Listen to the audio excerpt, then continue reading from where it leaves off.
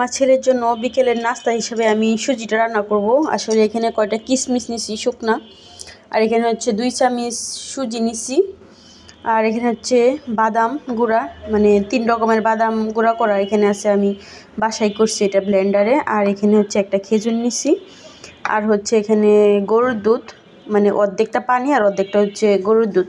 যেহেতু এখনও 2 বছর কমপ্লিট হয়নি, এই জন্য আমি হচ্ছে পুরা গরুর দুধটা এখনও দিই না, অর্ধেক পানি মিলিয়ে দিই।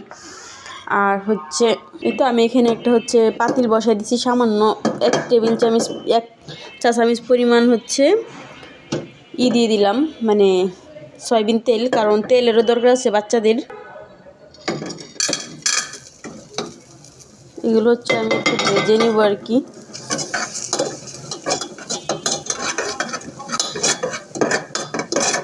নাস্তা হিসেবে আপনারা দিতে পারেন বাচ্চাদেরকে বিকেলে অথবা সকালে। তো ভাজা হয়ে গেছে, এখন হচ্ছে আমি দুধটা দিয়ে দিব। চুলায় গ্যাসও নাই, এই হচ্ছে অবস্থা, মানে সারাদিন গ্যাসই ছিল না, অনেক কষ্ট করে রান্না বাড়া করতে হয় আর কি। এই তো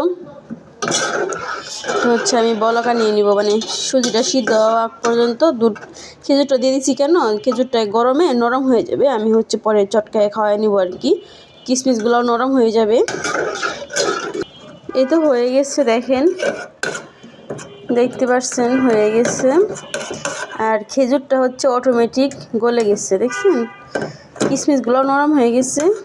আমি চামচের সাহায্যে, মানে যেহেতু এখনও ছোটো আমার বাবু, একটু গালিয়ে দিব আর কি চামচের সাহায্যে। যাই হোক, এটা খুবই মজার একটি খাবার, আমার ছেলে খুব পছন্দ করে খাবে, চাইলে আপনারা দিতে পারেন বাবুদেরকে। এটাতে আসলে আমি কোনো রকম তাল মিষ্টি অথবা চিনি অ্যাড করি নাই, কারণ খেজুরটাতে মিষ্টি আছে, খেজুরের মিষ্টিটাই হয়ে যাবে।